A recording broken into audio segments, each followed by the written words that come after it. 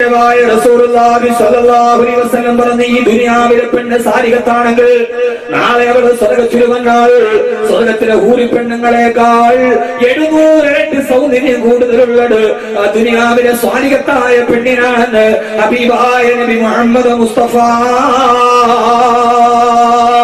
നാളെ ഹൂറികളെക്കാൾ സ്വർഗ്ഗത്തിലെ സൗന്ദര്യമുള്ളത് ദുനിയാവിലെ ഭാര്യക്കാണ്.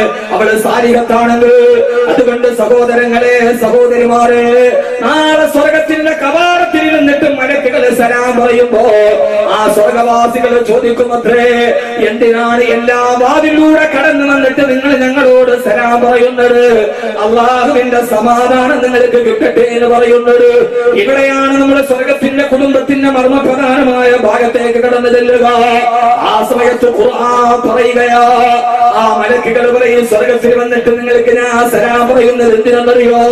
നാളെ സ്വർഗത്തിലും മരണമില്ലാത്ത സ്വർഗത്തിലെ ഭാര്യ സന്താനങ്ങളോടൊത്തും മക്കളോടൊത്തും ഒരുമിച്ച് കൂടണമെന്ന് ആഗ്രഹം പറഞ്ഞപ്പോ 2 കൈകളും ആവേശത്തോടെ പൊക്കിയ എന്റെ പ്രിയപ്പെട്ട മുഅ്മിനീങ്ങളെ, അവര് പറയുമത്രേ ഭാര്യ ഭർത്താക്കന്മാരോട്, സലാമുൻ അലൈക്കും ബിമാ സബർതും ഫനിഅമ ഉഖ്ബദ്ദാർ. ഇത് സൂറത്ത് റഅദാണ്. വ്യക്തമായി വായിച്ചു നോക്കുക. ഖുർആൻ വ്യക്തമായി പറയാ, സലാമുൻ അലൈക്കും, അല്ലാഹുവിന്റെ സമാധാനം നിങ്ങൾക്ക് കിട്ടട്ടെ. ബിമാ സബർതും, ഈ ദുനിയാവിൽ ഒന്നിച്ച് ജീവിച്ചപ്പോ നിങ്ങൾ ധാരാളം ക്ഷമിച്ചവരാണല്ലോ, നിങ്ങൾ ധാരാളം ക്ഷമിച്ചവരാണല്ലോ. ഭാര്യ ഭർത്താക്കന്മാർ കുടുംബത്തോടൊത്ത് നാളെ സ്വർഗത്തിൽ ഒരുമിച്ച് കൂടണമെന്ന് അതിന്റെ പരമപ്രധാനമായ അടിസ്ഥാനമായി ഖുർആൻ പറഞ്ഞത് ബിമാ സബർതും.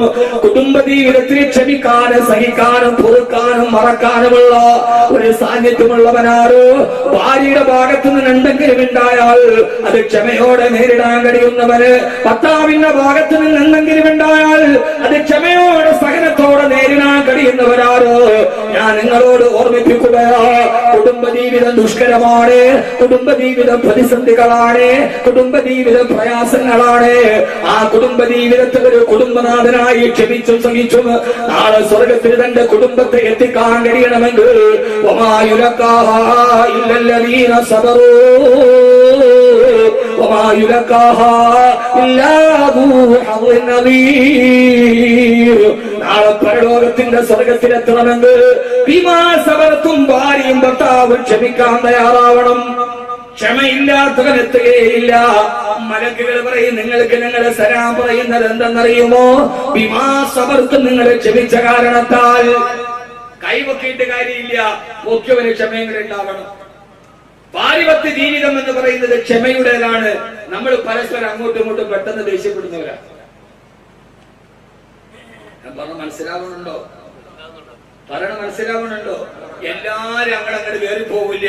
ഖുർആൻ പറഞ്ഞു, മലക്കുകൾ പറയും, ബിമാ സബർതും ഫനിഅമ ഉഖ്ബദ്ദാർ. ഏറ്റവും നല്ല വീട് അല്ലാഹു സ്വർഗ്ഗത്തിൽ നിങ്ങൾക്ക് തന്നത് നിങ്ങൾ പരസ്പരം സ്നേഹിച്ചത് കൊണ്ടാണ്. നമുക്ക് സ്നേഹം ഉണ്ടാവില്ല. ഒന്ന് പറഞ്ഞ് രണ്ടാമത്തേതിന് നമുക്ക് വല്ലാതെ ദേഷ്യമാണ്. ഞാൻ കുറച്ച് ഭാര്യ ഭർത്താക്കന്മാരുടെ കഥ പറഞ്ഞു തരാം. നിങ്ങൾ കേൾക്കൂലിരുന്നത് ഉറങ്ങാണോ? ഇത് കേട്ടിട്ട് നിങ്ങൾ ഉറങ്ങിയ പിന്നെ നിങ്ങൾക്ക് നിത്യ ഉറക്കത്തിന് സമാധാനം ഉണ്ടാവില്ല. ഭാര്യയും ഭർത്താവും എന്ന് പറഞ്ഞാൽ, ഭാര്യ ഒന്ന് തെറ്റി ഇവളെ ഒഴിവാക്കിയിട്ട് അടുത്തതിനെ കെട്ട 4 വരെ അള്ളാഹു അനുവാദം തന്നിട്ടുണ്ടല്ലോ എന്ന ആശ്വാസത്തിൽ നടക്കുകയാണ് നമ്മൾ. ഒന്നിനെ ഒഴിവാക്കി അതിനേക്കാൾ നല്ലതിനെ കിട്ടണമെന്നില്ല. ഒരേ സമയത്ത് തന്നെ 4 കെട്ടാൻ അനുവാദം തന്നാലും വാഹിദ, ഒരു പെണ്ണിനോടൊത്ത് സന്തോഷത്തോടെ സമാധാനത്തോടെ ജീവിക്കലാണ് ജീവിതത്തിന്റെ ഏറ്റവും നല്ല ഖൈർ.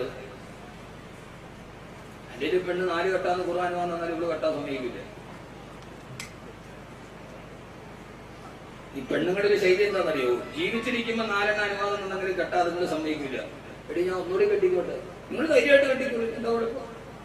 വലിയ സന്തോഷമാകും. പിന്നെ അവള് പറയും, കെട്ടിയിട്ടേ പിന്നെ ഇങ്ങോട്ട് വന്നേക്കരുത്, അങ്ങോട്ട്. എന്നാ പിന്നെ പടച്ചോനെ ഇത് മരിച്ചു കഴിഞ്ഞിട്ട് പറഞ്ഞ് കെട്ടാന്ന് വിചാരിക്കുമ്പോ സക്കറാത്തിന്റെ അവസ്ഥയിൽ കിടക്കുമ്പോൾ ഇവിടെ കൈ പിടിച്ചിട്ട് ചോദിക്കും, ഞാൻ അവസാനത്തെ ഒരു കാര്യം പറയാൻ നിങ്ങൾ കേൾക്കൂ, ഞാൻ മരിച്ചതിന് ശേഷം നിങ്ങൾ വേറെ കെട്ടണം എനിക്ക് പൊരുത്തവയല്ല. മരിക്കാൻ നേരത്തെ പൊരുത്തം തരാതെ ഉള്ളൂ. പക്ഷേ ഇതൊന്നുമല്ല.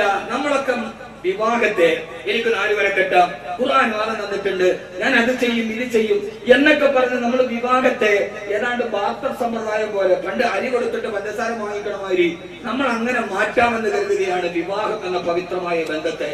അല്ല സഹോദരങ്ങളെ, ആദരവായ പ്രവാചകൻ നബി മുഹമ്മദ് മുസ്തഫ സല്ലല്ലാഹു അലൈഹി വസല്ലം. ഇപ്പൊ നിങ്ങളൊന്ന് ആലോചിച്ചോട്ട്, നമുക്ക് നല്ല തിരക്കുണ്ട്, കടയിൽ ഭയങ്കര തിരക്ക്, ആഗോള സാമ്പത്തിക മാന്ദ്യം, സ്വർണത്തിന് വില ഇടിഞ്ഞു, 1 ഗ്രാമിന് സ്വർണ്ണ കച്ചവടക്കാരനായ ഭർത്താവ് സ്വർണത്തിന്റെ വില ഇടിഞ്ഞു, കോടികൾ നഷ്ടം. റബ്ബർ കച്ചവടക്കാരനായ ഭർത്താവ്, റബ്ബറാണല്ലോ കൂടുതൽ, റബ്ബറിന്റെ വില ഇടിഞ്ഞു 240, ഇപ്പൊ ഏതാണ്ട് 98 99 എങ്ങാണ്ടായി അല്ലെ, 100 രൂപ. സ്റ്റോക്കുകൾ ധാരാളം കൊണ്ട് നഷ്ടം വന്നു. അയാൾ വല്ലാത്ത ടെൻഷനിൽ വയർപ്പിൽ മുങ്ങിക്കുളിച്ച് അയാൾ വീട്ടിലോട്ട് കയറി വരുമ്പോ നമ്മുടെ ഭാര്യ വന്നിട്ട് നമ്മളോട് ചോദിക്കുക, ഭയങ്കര ടെൻഷനാണ് മനസ്സിൽ,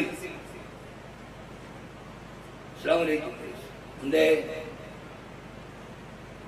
നിങ്ങൾക്ക് ഈ ദുനിയാവിൽ ഏറ്റവും ഇഷ്ടം ആരോടാണ്? എന്നോടാണോ എന്ന് നമ്മുടെ ഭാര്യ നമ്മളോട് ചോദിച്ചാൽ ആ സമയത്ത് നമ്മുടെ പ്രതികരണം ഉണ്ടാവും, നമ്മൾ നല്ല ടെൻഷനാണ്, ബേജാറിലാണ്.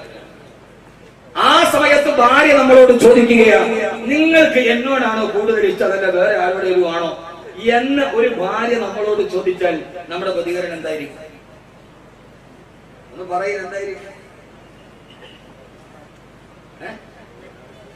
ചിരിക്കുവോ? നമ്മൾ എത്ര ഭാഗ്യവതികളാണ്, നിങ്ങളുടെ ഭർത്താക്കന്മാരെ ചിരിക്കുന്നത്, ചിരിക്കൂ. എങ്ങനെയായിരിക്കും നമ്മൾ അങ്ങനെ പ്രതികരിക്കുക? ചൂടാവും. ഒന്നും അല്ലെങ്കിൽ നമ്മൾ പറയും, നാളെ എനിക്ക് ഭയങ്കര ടെൻഷനാ, പിന്നീട് നമുക്ക് സംസാരിക്കും എന്ന് പറയും. ഇത് ഒരു ഭർത്താവിന്റെ മാനസികാവസ്ഥയാണ്.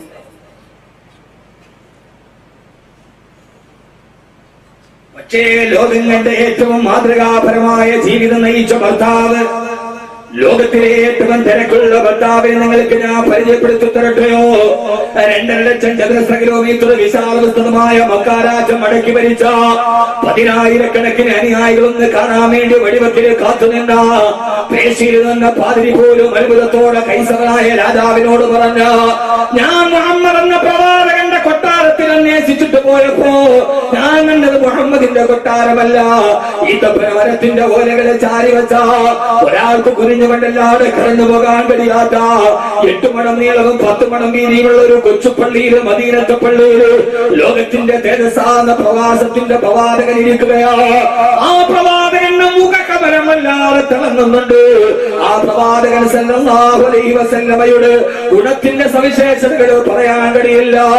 ഗുണമേന്മയും റബ്ബിന്റെ തൃപ്തി കുടമയും മുഖചന്തവും സകലത്തിലും തനിച്ചോരിതാ.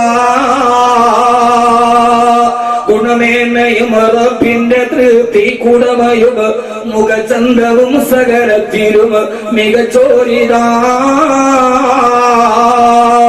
അതല്ലതേ ഖുലിഅത അലൈഹി മൽആബിസു വനഫായിസു ഫനഗീറുഹു ലാ യൂതദൂ.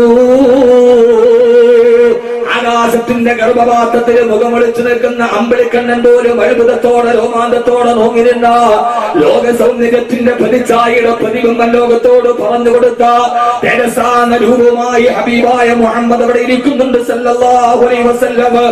ആ മുഹമ്മദ് ഉറുവെടുക്കുമ്പോ സല്ലല്ലാഹു അലൈഹി വസല്ലം ആ മുഹമ്മദിന്റെ ശരീരത്തെ തടകി തലോടി താഴേക്ക് വീടുന്ന, ഉറുവെടുക്കുമ്പോൾ ഇട്ടു വീടുന്ന വെള്ളത്തുള്ളി ഒന്ന് കൈകൊണ്ട് പകർന്നെടുക്കാൻ ആയിരക്കണക്കിന് അനുയായികൾ തിക്കും തിരക്കും കൂട്ടുന്നത് ഞാൻ കണ്ടുപോയെന്ന് പേർഷ്യക്കാരനായ പാതിരി ആ കിസ്രയുടെ ചക്രവർത്തിയോട് പറഞ്ഞു കൊടുത്ത ലക്ഷക്കണക്കിന് അനുയായികളുടെ ശരീരത്തിൽ നിന്ന് സ്പർശിച്ചുകൊണ്ട് താഴേക്ക് വന്ന വെള്ളത്തുള്ളികൾ പോലും കയ്യിലാക്കിയിട്ടൊന്ന് കടന്നു പോകാൻ ലക്ഷക്കണക്കിന് അനുയായികൾ കാത്തു നിൽക്കുമ്പോ ബദറിന്റെയും ഉഹദിന്റെയും ഖന്തക്കിന്റെയും ഖൈബറിന്റെയും ജനാഗണങ്ങളിൽ ന്യൂനപക്ഷ സമുദായത്തിന് നേതൃത്വം കൊടുത്ത് ആനപ്പടയോട് ഏറ്റുമുട്ടിയിട്ട് പരിശുദ്ധമായ ദീനിന്റെ നിലനിൽപ്പിന് വേണ്ടി നാനാ ഭാഗത്തു നിന്ന് ശത്രുക്കൾ കുതന്ത്രത്തിന്റെ നിലകളുമായി കടന്നു വരുമ്പോ സമാധാനമില്ലാത്ത രാത്രികളുമായി വിശുദ്ധ ഇസ്ലാമിന്റെ പ്രധാനത്തിന് ഇറങ്ങിപ്പോയി ഒരു യുദ്ധം കഴിഞ്ഞ് വേർപ്പിന് മുങ്ങിക്കുളിച്ചുകൊണ്ട് ഹബീബായ നബി മുഹമ്മദ് മുസ്തഫ സല്ലല്ലാഹു അലൈഹി വസല്ലമ തന്റെ വീട്ടിലോട്ട് കടന്നു വരുമ്പോ അവിടുത്തെ പ്രിയപ്പെട്ട പത്നി ആയിഷ റളിയല്ലാഹു തആല ഹബീബായ നബി സല്ലല്ലാഹു അലൈഹി വസല്ലമയോട് ചോദിച്ചു, യാ റസൂലല്ലാഹ്, ലോകത്തിലെ ഏറ്റവും തിരക്കുള്ള എന്നോടുള്ള ചോദ്യമാണ്, യാ റസൂലല്ലാഹ്, എനിക്ക് വേണ്ടി അങ്ങൊന്ന് ദുആ ചെയ്യുമോ? അല്ലാഹുവിന്റെ തിരുദൂതരെ, അങ്ങനെക്ക് വേണ്ടി ഒന്ന് ദുആ ചെയ്യുമോ? യുദ്ധത്തിന്റെ തിരക്കിനിടഞ്ഞ് വേദാറോടെ കടന്നു വരുമ്പോ വാതിൽപ്പടിയിൽ ആശ്വാസത്തിന് പകരം ഒന്ന് ദുആ ചെയ്യണേ എന്ന് പറഞ്ഞ ഭാര്യക്ക് വേണ്ടി അല്ലാഹുവിന്റെ റസൂൽ എന്ന ഭർത്താവ് ഇവിടെ നിന്നു. അതാണ് ഭർത്താവ്. ആകാശത്തേക്ക് ആകാശത്തേക്ക് കൈകൾ ഉയർത്തിയിട്ട് ഹബീബായ നബി തങ്ങളെ ദുആ ചെയ്യുകയാ. അല്ലാഹുമ്മ ഗ്ഫിർ ലി ആയിഷ ബിമാ ഖദ്ദമത് വഅഖറത് ലി. അല്ലാഹുവേ, എന്റെ ആയുസ്ക്ക് നീ പുറത്തു തരണേ, ഇതിനു മുമ്പും ഇതിനു പിമ്പും. അല്ലാഹുവേ, ഇതിനു മുമ്പും ഇതിനു ശേഷവും അവൾ എന്നോട് ഏതൊക്കെ തെറ്റ് ചെയ്യുമോ അതെല്ലാം നീ പുറത്തു കൊടുക്കണേ അല്ലാഹ്. ഹബീബായ നബി തങ്ങളുടെ ദുആ കേട്ടപ്പോ ഇതിനു മുമ്പ് അവൾ എന്തൊക്കെ എന്നോട് ചെയ്തിട്ടുണ്ടോ, ഇനി എന്തൊക്കെ അവളെ ചെയ്യാനുണ്ടോ അതെല്ലാം നീ പൊറുക്കണേ അല്ലാഹ്. ഇത് അള്ളാഹുവിന്റെ റസൂലിന്റെ ദുആ കേട്ടിട്ട് പൊട്ടിച്ചിരിച്ചു പോയി. മുത്തുനബി ചോദിച്ചു, ആയിഷ അയസുറുക്കി ദുആഇ, എന്റെ ദുആ നിന്നെ സന്തോഷിപ്പിച്ചോ മോളെ? എങ്ങനെ സന്തോഷിക്കാതിരിക്കും നബിയെ എന്ന് പറഞ്ഞുകൊണ്ട് ഹബീബായ നബി തങ്ങളെ താഴെയിരുന്നു. ആയിഷ ബീവി ചിരിച്ച് ചിരിച്ച് അതാ സകതത റഅസഹാ ഫീ ദഹി ഹുജ്രി നബിയിൽ മുസ്തഫ. ഹബീബായ നബി തങ്ങളുടെ മടിയിലേക്ക് തന്റെ തല പോയി തട്ടുന്നത് വരെ നമ്മൾ പറയാറുണ്ടല്ലോ, തല തല്ലി ചിരിച്ചു പോയി എന്ന്. ആ പ്രയോഗം പോലെ ചിരിച്ച് ചിരിച്ച് തന്റെ പ്രിയപ്പെട്ട ശിരസ് ഹബീബായ മുത്തിന്റെ മടിത്തട്ടിലേക്ക് അതാ സകതത റഅസുഹാ ഫീ ഹുജ്രി നബിയിൽ മുസ്തഫ. തന്റെ പ്രിയപ്പെട്ട ഭർത്താവിന്റെ മടിത്തട്ടിലേക്ക് തന്റെ തല പോയി കൊണ്ടുപോകുന്ന അവസ്ഥയിൽ ആയിഷ ബീവി പൊട്ടിച്ചിരിച്ചു പോയി. എന്നിട്ട് ആയിഷ ബീവി മുത്തുനബിയുടെ മടിയിലേക്ക് മലർന്നു കിടന്നു. നേരെ തന്റെ ഭർത്താവിന്റെ മടിയിലേക്ക് കിടന്നിട്ട് ആയിഷ ബീവി ചോദിച്ചു, അത്ര നബിയേ, യാ റസൂലല്ലാഹ്, അങ്ങേക്ക് ഏറ്റവും കൂടുതൽ ഇഷ്ടമാരോടാണ് നബിയെ? യുദ്ധത്തിന്റെ വേദാറുകളിന് ഇസ്ലാമിക സംസ്ഥാനത്തിന്റെ ഏറ്റവും പ്രധാനപ്പെട്ട വിപ്ലവാത്മകമായ വിഭ്രാന്തികൾക്കിടയിൽ കടന്നു വരുമ്പോ ഭാര്യയുടെ ചോദ്യം ഇതാണ്, അങ്ങേക്ക് ഏറ്റവും കൂടുതൽ ഇഷ്ടമാരോടാണ് നബിയെ? ഉടനെ മുത്തുനബിയുടെ മറുപടി വന്നു, ഇതാണ് സ്വർഗത്തിന്റെ നായകന്, ഇതാണ് വസീലയുടെ നായകന്, ഇതാണ് ഫദീലയുടെ നായകന്, ഈ പ്രവാചകനാണ് നാളെ സ്വർഗത്തിലേക്ക് കൈപിടിച്ചു കൊണ്ടുപോകേണ്ട നായകന്. അല്ലാഹുവിന്റെ റസൂൽ പറഞ്ഞു, ആയിഷ, ഏറ്റവും കൂടുതൽ സ്നേഹം എനിക്ക് ആരോടെന്നറിയോ? നിന്നോടാണ് പൊന്നുമോളെ ആയിഷ. അല്ലാഹുവിന്റെ നബിയെ, സ്ത്രീകളിൽ അങ്ങേക്ക് ഏറ്റവും ഇഷ്ടമാരോടാണ് നബിയെ? ആ സമയത്തൊക്കെ അല്ലാതെ വിസ്ഫോടനത്തോടെ വർത്തമാനം പറയുന്ന നമ്മൾ മുത്തുനബി ആയിഷ ബീവി മടിയിൽ തല വെച്ചിട്ട് ഒരു കൊച്ചുകുഞ്ഞിനെ പോലെ കൊഞ്ചിക്കുടയിടയാണ്. എന്റെ പ്രിയപ്പെട്ട ഭർത്താക്കന്മാര്, ഈ തിരക്കിന്റെ ഇടയിൽ, ഈ നെട്ടോട്ടത്തിന്റെ ഇടയിൽ നമ്മുടെ ഭാര്യക്ക് നമ്മുടെ മടിയിൽ തല വെച്ചിട്ട് നമ്മളോടൊന്ന് കൊഞ്ചിക്കുടയാൽ എത്ര സമയമാണ് നീ അനുവദിച്ചു കൊടുത്തിട്ടുള്ളത്?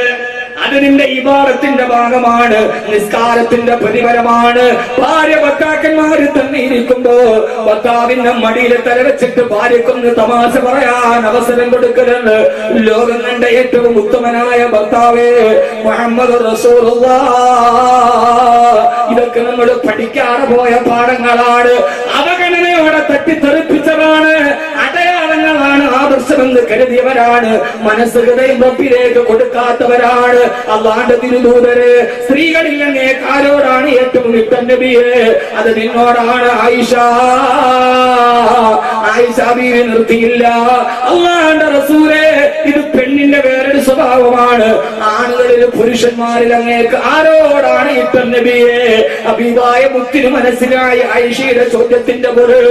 അവളുടെ സ്വഭാവം തിരിച്ചറിഞ്ഞ മുത്തുനബി സല്ലല്ലാഹു അലൈഹി വസല്ലം ഹബീബായ നബി തങ്ങൾ പറഞ്ഞു, അബൂക്കി, നിന്റെ വാപ്പയോടാണ് ആയിഷ. സല്ലല്ലാഹു അലാ മുഹമ്മദ്.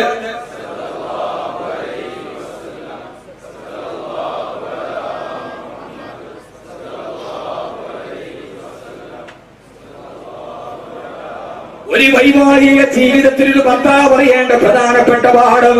ഭാര്യ ചോദിച്ചപ്പോ, മോളെ, പുരുഷന്മാരെന്നെ കേട്ടുവിട്ട നിന്റെ വാപ്പയോടാണ്. അതെന്റെ അബൂബക്കറാ. ഭാര്യമാരുടെയും പരിഭവം എന്തെന്നറിയോ? കുടുംബ ജീവിതത്തെ കുറിച്ച് ധാരാളം വാക്കുകൾ നമ്മൾ കേട്ടിട്ടുണ്ട്. എന്റെ വാപ്പയോട് നിങ്ങൾക്ക് സ്നേഹമില്ല, എന്റെ ഉമ്മയോട് നിങ്ങൾക്ക് സ്നേഹമില്ല. നിന്റെ ഉമ്മയെ സ്നേഹിക്കുന്നത് പോലെ ഭാര്യയുടെ ഉമ്മയെ സ്നേഹിക്കാൻ, നിന്റെ പിതാവിനെ സ്നേഹിക്കുന്നത് പോലെ ഭാര്യയുടെ പിതാവിനെ സ്നേഹിക്കാൻ കഴിയാത്തതെന്താ? ഭാര്യ പിതാവ് എന്ന ഒരു കഥാപാത്രം നമ്മുടെ കുടുംബ ജീവിതത്തിൽ അറിയാതെ കിടപ്പുണ്ട്. അമ്മായി അപ്പൻ എന്നൊക്കെ നമ്മൾ പലപ്പോഴും അവജ്ഞതയോടെ തള്ളിക്കളയുന്ന എന്റെ പ്രിയപ്പെട്ട ചെറുപ്പക്കാരാ, വിവാഹ ജീവിതത്തിൽ നമ്മൾ കാണാത്ത ഒരു കാഴ്ചയതാ. ആരാ ഭാര്യാപിതാവെന്നറിയോ? വിവാഹ ചന്തയിൽ മാത്സര്യ ബുദ്ധിയോടെ കോടികളെറിഞ്ഞ് പകടകളിക്കുമ്പോ ഒരു കല്യാണത്തിന്റെ സദസ്സിൽ നമ്മൾ പോയാൽ കാണുന്നതാരെയാ? പാശ്ചാത്യ വേഷവിധാനത്തെ പോലെ ലജ്ജിപ്പിക്കുന്ന പെൺകുട്ടികളുടെ വേഷവിധാനത്തെ, കല്യാണത്തിൽ നടക്കുന്ന ഒപ്പന കല്യാണത്തെ, അവിടെ നടക്കുന്ന ഗാനമേളകളൊക്കെ നമ്മൾ ആസ്വദിക്കാറുണ്ട്. പക്ഷേ ഞാൻ ഓർമ്മിപ്പിക്കുകയാ, നിക്കാഹ് നടക്കുന്ന സമയത്ത് നമ്മൾ ആരും കാണാത്തൊരു കാഴ്ചയുണ്ട്. അതേതെന്നറിയോ? നിന്റെ ഭാര്യാപിതാവാ പിതാവ്, നിന്റെ ഭാര്യാപിതാവ്, നീ കല്യാണം കഴിക്കാൻ പോകുന്ന പെണ്ണിന്റെ പിതാവ് നിക്കാഹിന്റെ സമയമാകുമ്പോ ചങ്ങനാശ്ശേരി പഴയ പള്ളിയിൽ ബഹുമാനനായ സിറാജുദ്ദീൻ കാസിയുടെ നേതൃത്വത്തിൽ വിവാഹം നടക്കുകയാ. സാക്ഷികളായി ജമാഅത്തിന്റെ പരിപാലന സമിതിയുണ്ട്. ആ സമയത്തെല്ലാം കഴിഞ്ഞ് ഖുത്ബ ഓതി സിറാജുദ്ദീൻ കാസിമി വധുവിന്റെ പിതാവിന്റെ കയ്യിലേക്ക് പിടിക്കും, വരന്റെ പിതാവിന്റെ കയ്യിലേക്ക് പിടിക്കും. എന്നിട്ട് അവര് രണ്ടുപേരുടെ കൈയെടുത്തിട്ട് വധുവിന്റെ പിതാവിന്റെ കൈ വരന്റെ കൈവെള്ളയിലേക്ക് ഇങ്ങനെ ചേർത്ത് വെക്കുകയാ.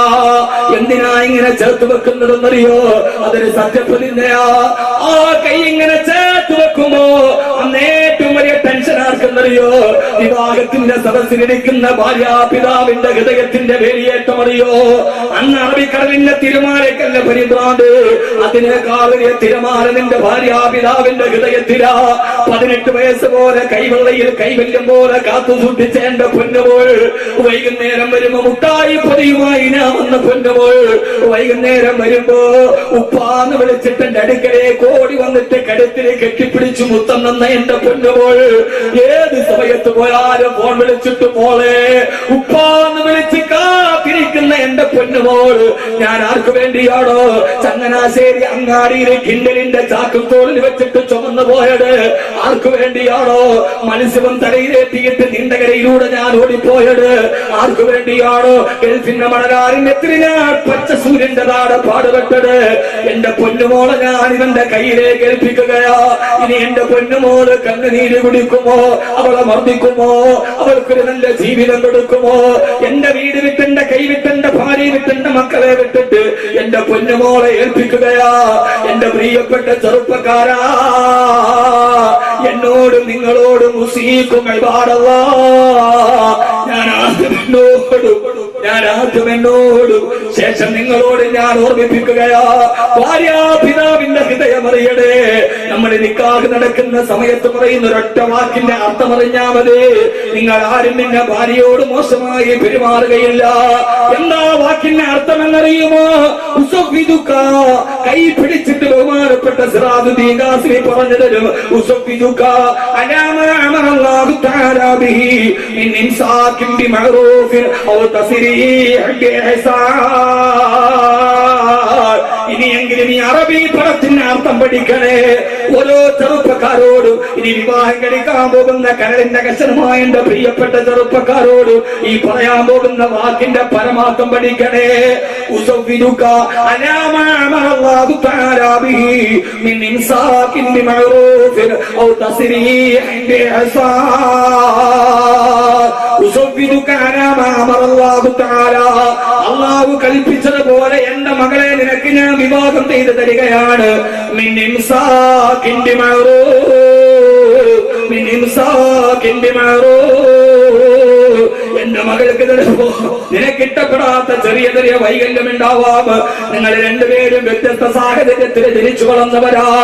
എന്റെ മകൾക്ക് എന്തെങ്കിലും സ്വഭാവത്തിന് ന്യൂനതയുണ്ടെങ്കിൽ അവളോട് തട്ടിക്കളയരുത്, അവളോട് അടിക്കരുത്, അവളെ മർദ്ദിക്കരുത്. നീയൊരു മാന്യ മാന്യതയോടെ സഹിക്കണേ. ഇംസാക്ക് എന്ന് പറഞ്ഞാൽ നോമ്പ് ഇല്ലെങ്കിൽ നോമ്പുള്ളത് പോലെ അഭിനയിക്കുന്നതിനാണ് ഇംസാക്ക് എന്ന് പറയാ. എന്റെ മോളുടെ ചില സ്വഭാവം നിനക്ക് ഇഷ്ടപ്പെട്ടില്ലെങ്കിലും സന്തോഷ മുഖത്ത് കാണിച്ച് ജീവിക്കണേ. അതൊക്കെ അവൾക്ക് പുറത്തു കൊടുക്കണേ. അതല്ല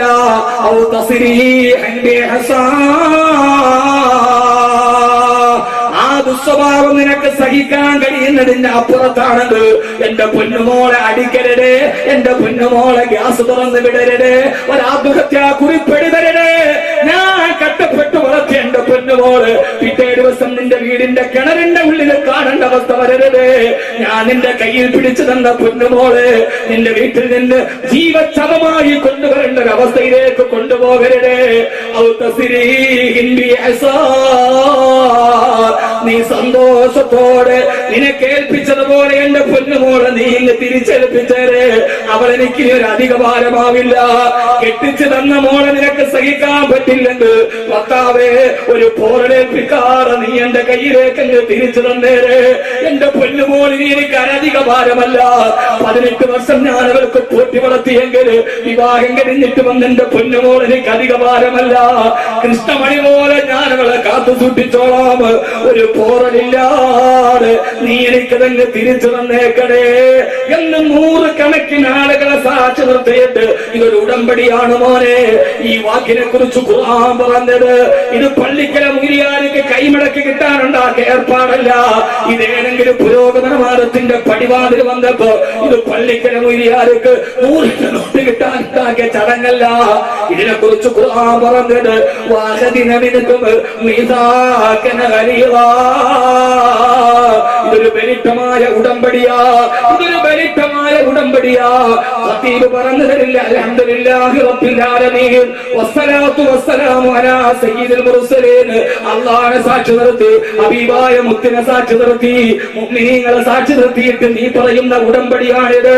ഈ ഉടമ്പടി നീ ലംഘിച്ചു കളഞ്ഞാൽ ഒരു കൗമിയായ ഒരു സൗന്ദര്യവതിയായ പെണ്ണ് ആകസ്മികമായി ജീവിതത്തിലേക്ക് വരുമ്പോ നിനക്ക് വേണ്ടി നിന്റെ മക്കളെ പ്രസവിച്ചു തന്ന നീ രാവിലെ ഇറങ്ങിപ്പോയിട്ട് വൈകുന്നേരം തിരിച്ചു വരുന്നത് വരെ അടുക്കളയുടെ പുകയും കൊണ്ട് നിനക്ക് വേണ്ടി ഭക്ഷണം തുറന്നു വെക്കുമ്പോ കാമുകിയുടെ കൂടെ പഞ്ചനക്ഷത്ര ഹോട്ടലിൽ പോയി വിട്ടാണ് ഭോജനം നടത്തി വൈകുന്നേരം തിരിച്ചു വരുമ്പോ കിടപ്പറയിൽ നിന്ന് ഭാര്യയെ മാറ്റി നിർത്തുന്ന കേരളത്തിൽ സൈബർ വിധവകൾ കൂടുകയാണ്. ആരാണ് സൈബർ വിധവ?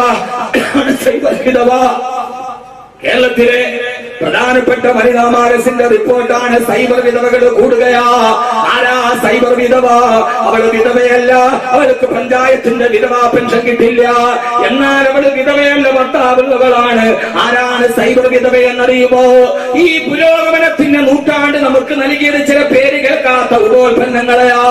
പാതിരാ സമയത്ത് ഇറങ്ങി വരുന്ന ഭർത്താവിനെ കാത്ത് മക്കളെ കുളിപ്പിച്ചൊരുക്കി അടുക്കളയുടെ അടുക്കള പുറങ്ങളിൽ അടുക്കുകൾ സഹിച്ച് ഭർത്താവിന് ഭക്ഷണവും വെച്ച് കാത്തിരിക്കുന്ന ഭാര്യ.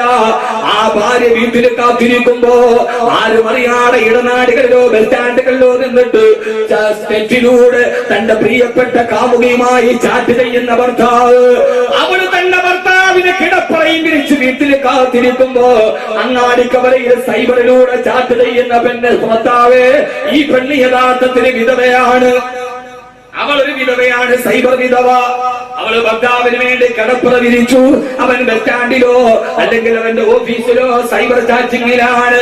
ഫോൺ സെക്സിന്റെ രതിസുഖങ്ങൾ ആസ്വദിക്കുമ്പോ എന്റെ പ്രിയപ്പെട്ട പൊന്നുമോനെ വാഹദിനമിനുക്കും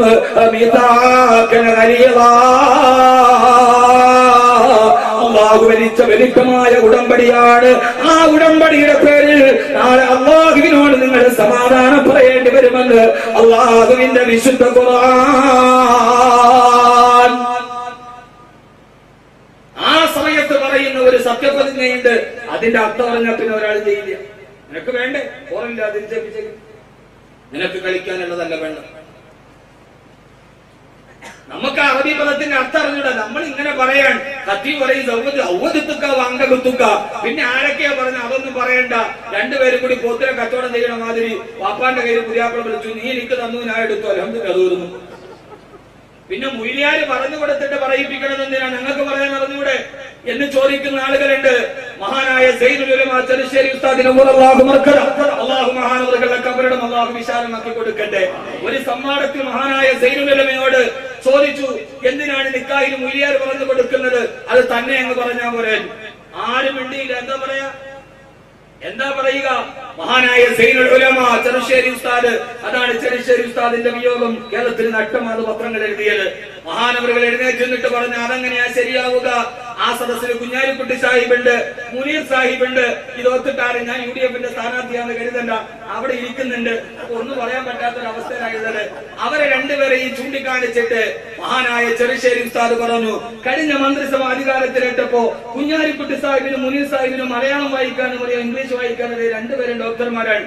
കുഞ്ഞാലിക്കുട്ടി സാഹിബിന് ഇംഗ്ലീഷിന് അറിയാം. ആലപ്പുഴ കടപ്പുറത്തെ മനുഷ്യ കടകാക്കി മാറ്റിയ സമസ്തയുടെ 90-ാം വാർഷികത്തിൽ കുഞ്ഞാലിക്കുട്ടി സാഹിബ് പ്രസംഗിച്ചത് ദുബൈക്കാർക്ക് വേണ്ടി നല്ല ശുദ്ധമായ ഇംഗ്ലീഷിലാണ്. അദ്ദേഹത്തിന് ഇംഗ്ലീഷ് അറിയാം. മുനീർ സാഹിബ് ഡോക്ടറേറ്റുള്ള ആളാണ്. ഇവര് രണ്ടുപേരും മന്ത്രിസഭയിൽ അധികാരമേറ്റപ്പോ ഇവര് മന്ത്രിമാരായി പോകുമ്പോ ഗവർണർ ഇവർക്ക് സത്യപ്രതിജ്ഞയുടെ വാദം ചൊല്ലിക്കൊടുത്തു. അവരത് ഏറ്റുപറഞ്ഞു. അവർക്ക് സ്വന്തമായിട്ട് പറയാൻ അറിയാത്തത് കൊണ്ടാണോ? ചില പ്രത്യേകമായ മഹത്വമായ കർമ്മങ്ങളിൽ കുറെ ആളുകൾ, അതിനേക്കാൾ പദവിയുള്ള ആളുകൾ പറഞ്ഞു കൊടുക്കും, മറ്റുള്ളവർ ഇത് ഏറ്റു പറയും. അത് ഓരോ പ്രവർത്തനത്തിന്റെയും ചടങ്ങിന്റെയും മഹത്വം അനുസരിച്ചിട്ടാണെന്ന് മറുപടി പറഞ്ഞു. കാലം കണ്ട തുല്യതയില്ലാത്ത മഹാമനീഷി സയ്യിദുൽ ഉലമാ ചെറുശ്ശേരി സൈനുദ്ദീൻ മുസ്ലിയാർ. അല്ലാഹു മഹാനവറുകളുടെ കബറിടം വിശാലമാക്കി കൊടുക്കട്ടെ. സഹോദരങ്ങളെ, ഇത് പള്ളിക്കല മൂല്യാർക്ക് 100 രൂപ കിട്ടാൻ വേണ്ടിയല്ല. അത് അള്ളാഹു വിധിച്ചെനിക്ക് കിട്ടും കിട്ടാതിരിക്കുമ്പോ ബുദ്ധിരമായ പോലും. പക്ഷേ ആ സമയത്ത് പറയുന്ന അറബി പദത്തിന്റെ വാക്ക് അർത്ഥം മനസ്സിലാക്കിയാൽ, പെണ്ണിനെ നിനക്ക് വേണ്ടേ? ഒരു പൊരുൾ ഏൽപ്പിക്കാതെ വാക്കാണെങ്കിൽ തിരിച്ചേൽപ്പിച്ചേക്ക്, എനിക്ക് ഇവിടെ വേണ്ട, ഇവരുടെ സ്വഭാവം മോശമാണ്. പിന്നെ അവിടെ ഞാൻ അടിക്കുന്നത് ഇങ്ങനെ ആരെങ്കിലും നിങ്ങൾക്ക് വേണ്ടി അതുപോലെ ഒരു മുസ്ലിം ലോക ചരിത്രത്തിൽ അവസാനം വളയും മാറി എന്ന് ഇരുത്തുന്നത്. ആദരവായ പ്രവാചകൻ നബി മുഹമ്മദ് മുസ്തഫ സല്ലല്ലാഹു അലൈഹി വസല്ലമയുടെ ആയിഷ ബീവി ചോദിച്ചു, നബിയെ, ആണുങ്ങളിൽ ഏറ്റവും ഇഷ്ടമാരോടാണ്? അബൂക്കി, എന്റെ വാപ്പായോടാണ് മോളെ. സന്തോഷമായി. നമ്മൾ നമ്മുടെ ഭാര്യയുടെ വാപ്പായോട് എത്ര സ്നേഹമുണ്ട് നമുക്ക്. ഇത് കുടുംബം എന്ന് പറഞ്ഞാൽ ഭാര്യയ്ക്ക് തിന്നാൻ കൊടുക്കൽ മാത്രമല്ല, മക്കൾക്ക് ഭക്ഷണം കൊടുക്കൽ മാത്രമല്ല, അവളിലൂടെയുള്ള കുടുംബ ബന്ധം, നമ്മളിലൂടെയുള്ള കുടുംബ ബന്ധം. അതേപോലെ ഭാര്യയ്ക്ക് ഭർത്താവിന്റെ വാപ്പായോട് എത്ര സ്നേഹമുണ്ട്, ഭർത്താവിന്റെ ഉമ്മയോട് എത്ര സ്നേഹമുണ്ട്. 10-25 വർഷം നയിക്കുമ്പോഴങ്ങാത്ത കൈയും കാലും വെച്ച മാതിരി വാപ്പായും ഉമ്മ ഇങ്ങനെ കട്ടപ്പെട്ടുണ്ടാക്കിയ ഒരു ശരീരം നിന്റെ കയ്യിൽ കിട്ടുമ്പോ പിന്നെ ഉമ്മാക്കൊന്നും പച്ചവെള്ളം കൊടുത്തുകൂടാ, പിന്നെ ഉപ്പാക്കൊന്നും കൊടുത്തുകൂടാ. അങ്ങനെ കൊടുത്താൽ പിന്നെ നമ്മുടെ മക്കള് പട്ടിണിയിലാവൂലേ എന്നാണ് ആളുകളുടെ ന്യായം. പെണ്ണിന്റെ ന്യായം എന്താണെന്നറിയാവോ? നിങ്ങളുടെ ഉമ്മാക്കും വാപ്പാക്കും ഇങ്ങനെ കൊടുത്ത ഈ മക്കള് പാളെ കിടക്കുന്നതേ ഉള്ളൂ, ഇവര് വളരുമ്പോ പട്ടിണിയാവൂലേ. എടി പൊട്ടി, അങ്ങനെ എങ്ങാനും ഇവന്റെ ഉമ്മ ചിന്തിച്ചിരുന്നെങ്കിൽ പിന്നെ നിനക്ക് ഈ ഭർത്താവിനെ കിട്ടുമായിരുന്നു. പച്ച പൊട്ടികളെ, അങ്ങനെയാണ് അവളുടെ ഉമ്മ ചിന്തിച്ചിരുന്നെങ്കിൽ ഈ ഭർത്താവിന് നിനക്ക് കിട്ടുമായിരുന്നു. നമ്മുടെ ന്യായങ്ങൾ അങ്ങനെയാണ്. എല്ലാം അങ്ങോട്ട് കിട്ടുക, ഇങ്ങോട്ട് കിട്ടാൻ പാടില്ല. രണ്ടും ബെസ്റ്റാണ്. കല്യാണം കഴിച്ചതോടുകൂടി ഉമ്മയും മാപ്പയും ഇല്ലാതാകുമോ? ഞാൻ ഒരിക്കൽ എന്റെ ഭാര്യയോട് ചോദിച്ചു, നിനക്ക് ഏറ്റവും കൂടുതൽ സ്നേഹം ആരോടാണ്? അവൾ എന്നോട് ചോദിച്ചു, എന്റെ ഉമ്മയോട്. എന്റെ ഉമ്മയോടല്ല, അവളുടെ ഉമ്മ. ഞാൻ അപ്പോ ഞാൻ ചോദിച്ച അതെന്താ? അവൾ എന്നോട് പറഞ്ഞു, നിങ്ങൾക്ക് എന്റെ ഉമ്മ കല്യാണം വാപ്പ മരിച്ചു ലോകത്തിന്റെ കബറിടം വിശാലമാക്കണം. കല്യാണം കഴിച്ചു തരുമ്പോ എനിക്ക് 55 കിലോ തൂക്കമുള്ളൂ. ഇപ്പൊ 2 മക്കളെയും പ്രസവിച്ചപ്പോ ഇപ്പൊ 57 കിലോ ഉണ്ട്. അപ്പൊ നിങ്ങളുടെ കൂടെ വന്നിട്ട് 2 കിലോ ഇറച്ചി കൂടിയുള്ളൂ. 55 കിലോ ഇറച്ചി വാപ്പ ഉണ്ടാക്കിയിട്ടുണ്ട്. ന്യായമല്ലേ? അപ്പൊ യഥാർത്ഥത്തിൽ നമ്മുടെ ജീവിതത്തിൽ നമ്മൾ ചിന്തിക്കേണ്ടത് കലഹിക്കാനും പിണങ്ങാനുമല്ല. ഹബീബായ റസൂലുള്ളാഹി സ്വല്ലല്ലാഹു അലൈഹി വസല്ലം സന്തോഷത്തോടെ പറഞ്ഞു, മോളെ നിന്റെ വാപ്പയോടാൻ തീർന്നു, വിഷയം തീർന്നു. വിവാഹ ജീവിതം എന്ന് പറഞ്ഞാൽ ഇങ്ങനെയാണ്. ആദരവായ പ്രവാചകൻ നബി മുഹമ്മദ് മുസ്തഫ, ഹബീബായ നബി മുഹമ്മദ് മുസ്തഫ സല്ലല്ലാഹു അലൈഹി വസല്ലമ, ഇന്ന് നമുക്കിതിന് സമയമില്ലാതെ പോയി എന്നതാണ് ഏറ്റവും പ്രധാനപ്പെട്ട പ്രശ്നം. നമ്മുടെ മക്കളെ വളർത്താൻ, നമ്മുടെ ഭാര്യയോട് സംവദിക്കാൻ നമ്മൾ രാവിലെ ഇറങ്ങാൻ നല്ല കതറാക്കി, നല്ല കതറ് പശയൊക്കെ മുക്കി നല്ല കതറിട്ടവരോടല്ലേ എന്നോടാ പറഞ്ഞത്. ഞാൻ ഏറ്റവും കൂടുതൽ പശ മുക്കുന്ന ആളാണ്. കേരളത്തിൽ ആദ്യമായിട്ട് പശ മുക്കിയിട്ട് ചുപ്പിടാൻ തുടങ്ങിയ ആള് ഞാനാണ്. അതുകൊണ്ട് എല്ലാവരും എന്നെ ഇവിടെ ഹൈടെക് വാക്കവി എന്ന് വിളിക്കും. അങ്ങനെ കുറെ ചീത്തപ്പേരൊക്കെ എനിക്ക് നല്ല സന്തോഷം. അപ്പോ നന്നായിട്ട് വസ്ത്രം ധരിക്കുക എന്നുള്ളത് ഇസ്ലാമിന്റെ ഈമാന്റെ ഭാഗമാണ്.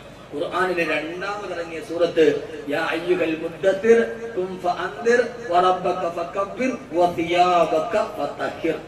ഖുർആനിൽ ആദ്യം ഇറങ്ങിയ സൂറത്ത് ഇഖ്റ. പറ കുടുംബബന്ധം മാത്രമേ ഞാൻ പറഞ്ഞുതരാം. ആദ്യം ഇറങ്ങിയ സൂറത്ത് ഇഖ്റ, വായിക്കുക, പഠിക്കുക, പ്രബോധനം ചെയ്യുക. പ്രബോധനത്തിന് ഇറങ്ങുമ്പോൾ രണ്ടാമത്തെ സൂറത്ത് യാ അയ്യുഹൽ മുദ്ദത്തിർ, പുറത്തു മൂടി കിടക്കുന്ന നബി എഴുന്നേക്ക്, വറബ്ബക ഫകബ്ബിർ, അല്ലാഹുവിനോട് നിങ്ങൾ അല്ലാഹുവിന്റെ ദഅവത്ത് നിങ്ങൾ നടത്തി. ദഅവത്തിനിറങ്ങി ആളുകളുടെ ഇടയിലേക്ക് പോകുമ്പോ വസിയാബക ഫതഹിർ, നിങ്ങളുടെ വസ്ത്രത്തെ ശുദ്ധിയുള്ളതാക്കണം. ശുദ്ധിയുള്ള വസ്ത്രമിടാതെ ആളുകളുടെ മുമ്പിൽ പോയാൽ നാട്ടക്കാരനവൻ അള്ളാനെ കേൾക്കാൻ നിൽക്കൂല. മനസ്സിലായോ? ആളുകളുടെ ഇടയിൽ അള്ളാനെ പറയാൻ പോകുമ്പോ അവൻ പല്ലും തേച്ചിട്ടില്ല, അവൻ മീശയും വെട്ടിയിട്ടില്ല, അവൻ താടിയും വെട്ടിയിട്ടില്ല, അവന്റെ ഷർട്ടുമേല് പരിപ്പിന്റെയും സാമ്പാറിന്റെയും പായസത്തിന്റെയും സർവ്വവശിഷ്ടമുണ്ട്. ആളുകൾ അള്ളാനെ കേൾക്കാൻ അവന്റെ അടുക്കൽ നിൽക്കില്ല. അള്ളാഹുവിനെ കുറിച്ച് അവരോട് ദൈവത്ത് നടത്തണമെങ്കിൽ നല്ല സുഗന്ധം പൂഷണം, നല്ല വസ്ത്രം ധരിക്കണം, ഉള്ളതിൽ മാന്യമായ വസ്ത്രം ധരിക്കണം. അള്ളാഹുവിനെ സൗന്ദര്യത്തോടെ നടക്കുന്നതാണ് ഇഷ്ടം. അള്ളാഹുവിന് മനുഷ്യന്മാരെ സൗന്ദര്യമുള്ള വസ്ത്രം ധരിക്കുന്നതാണ് ഇഷ്ടം. ഇസ്ലാമിൽ ജട പിടിച്ചതൊന്നും അതൊന്നും ഇസ്ലാമിൽ ഇല്ല. അതാരും പറഞ്ഞാലില്ല. മാന്യമായി നടക്കണം. മുത്തുനബിയുടെ അടുക്കൽ ഒരു സഹാബി കയറി വന്ന് പ്രസംഗിച്ചോണ്ടിരിക്കുമ്പോ നബി തങ്ങൾ ആംഗ്യം കാണിച്ചു, ഇറങ്ങിപ്പോ. ആ സഹാബി ഇറങ്ങിപ്പോയി. താടിയൊക്കെ നീട്ടി വളർത്തി, മുടിയൊക്കെ വളർത്തി വന്നു. കുറെ കഴിഞ്ഞപ്പോ ആ സഹാബി പോയി മുടിയൊക്കെ വെട്ടി, മീശയൊക്കെ വെട്ടി, താടിയൊക്കെ നന്നാക്കി കയറി വന്നു. മുത്തുനബി ഇരിക്കാൻ പറഞ്ഞു സല്ലല്ലാഹു അലൈഹി വസല്ലം. എന്നിട്ട് ചോദിച്ചത് നേരത്തെ ചെയ്തിട്ട് വന്നൂടാ എന്നൊരു സദസ്സിലേക്ക് വരുമ്പോ ഇങ്ങനെ വരിക, ഇറക്കി വിട്ടു. ആരും അതൊന്നും പറയണ്ട. ദുനിയാവും ആഖിറവും ഒരേപോലെ കൊണ്ടുപോകാൻ പഠിപ്പിച്ചു മുത്ത് റസൂൽ സല്ലല്ലാഹു അലൈഹി വസല്ലം.